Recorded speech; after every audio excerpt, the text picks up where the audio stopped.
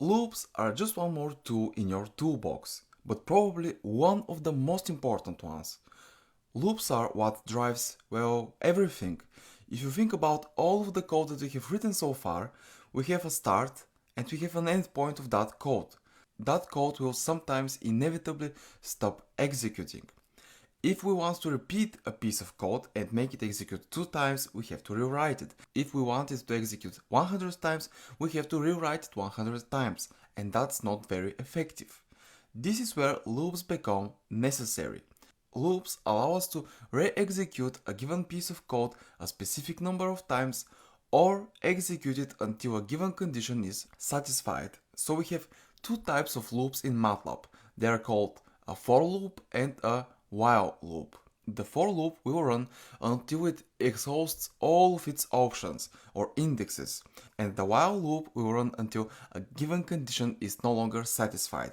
It can basically run forever. A very simple example of a for loop is if we want to re-execute a given piece of code 10 times.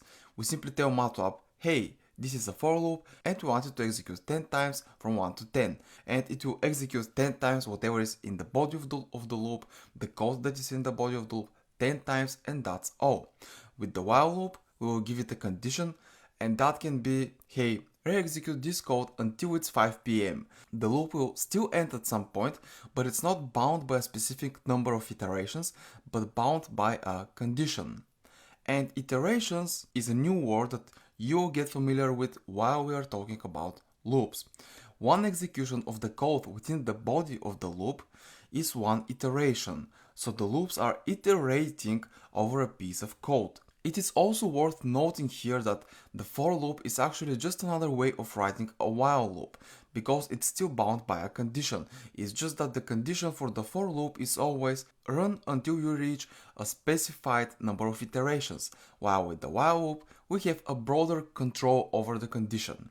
And this is helpful because more often than not you actually need to use a for loop instead of a while loop, and making a for loop out of a while loop takes a bit more writing.